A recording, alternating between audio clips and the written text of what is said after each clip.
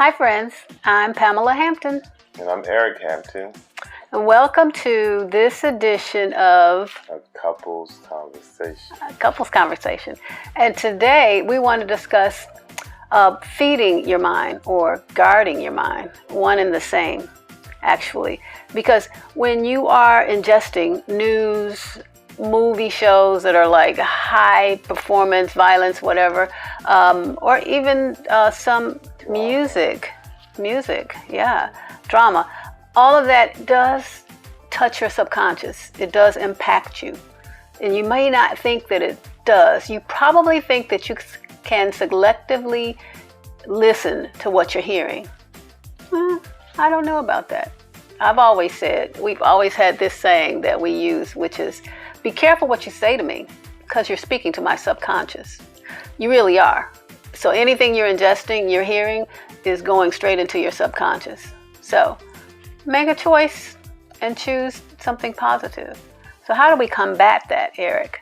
Well, we got a lot of options on how and why we should pay attention to what's going on. I mean, today, in this time, there's a pandemic and a lot of stuff is going on. A lot of people are binge watching on Netflix, or they're glued to the news, as my wife has said. But as you will find that entertainment nowadays, my wife and I were just talking about it, entertainment is primarily a conditioning of negative information. You can't really enjoy a good movie if somebody's not being shot, killed, stabbed, or something like that. It's not good unless the boyfriend or the wife or the husband is cheating or got someone stole something. And we think, oh, this is entertainment. But how does that affect our daily life and when we see things in our lives when it comes to relationships, when it comes to how we interact with people? This is what my wife is saying about programming the subconscious. It's been proven that like there's a thing Deepak Chopra, I believe it was, wrote in his book that the mind is like fertile soil. And if you treat the mind or tend to the mind, it will produce the fruit or the flower that you desire. Yes. If you don't tend to it, it will produce get weeds. And so we have to be careful because one way or another, something's going to grow in the mind. Yes. So you can choose to select music that has messages, positive. We made a playlist of positive music, and it starts our day, especially when it's cleaning day. But also when you have an opportunity and you're on your phone, you can choose podcasts that are solution-oriented or something interesting. Or YouTube. Or when you're watching television, sometimes why don't you put on something that's about our incredible earth or the amazing feat of animals in between some of that entertainment. It's entertaining too. You'll be surprised on how it can make you feel to see something amazing about the world you live in. The good stuff, not just the drama. Absolutely, because we think the drama is the good stuff, but it's not.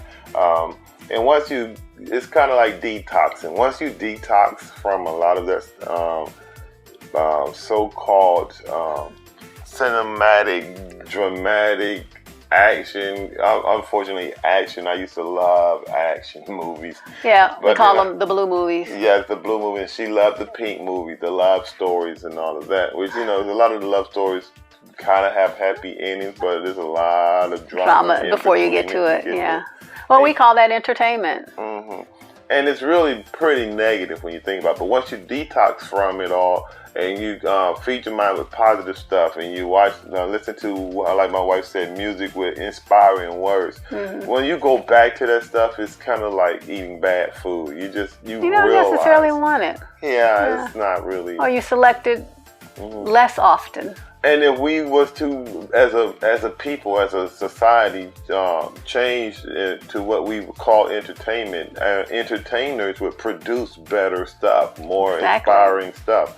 Like they saying sex sells and murder and killing sells. Well, that's because we've allowed the people who produce this stuff on television and in music to think that's what we want to hear. Yes, it's supply and demand. We have been demanding it.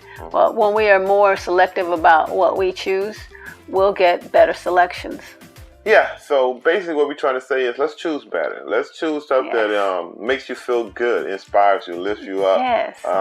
feeds your mind with some encouraging words. Learn something new, pick up a new language or try to pick up a new language. Yeah. Learn a new craft or something. And then share that with someone. So when you learn something and you share it, it becomes more embedded. But also, it expands your mind. And once you expand your mind, what's the saying, Eric? You can never go back. Yes, once the mind has been expanded, it can never go back to its original form. So broaden it. Choose. Yeah. Select.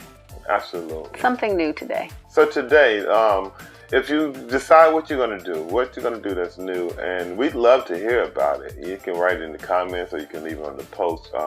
But we'd like to hear, what is it that you're going to do outside of your norm to expand your mind and to guard your mind and to tend to your fertile soil? Exactly. And you can put it in the comments here or on one of our other sites, Eric. Which one would you suggest? Facebook, it doesn't matter, Instagram. Check us out, Meditaology. Yes, Meditaology.com.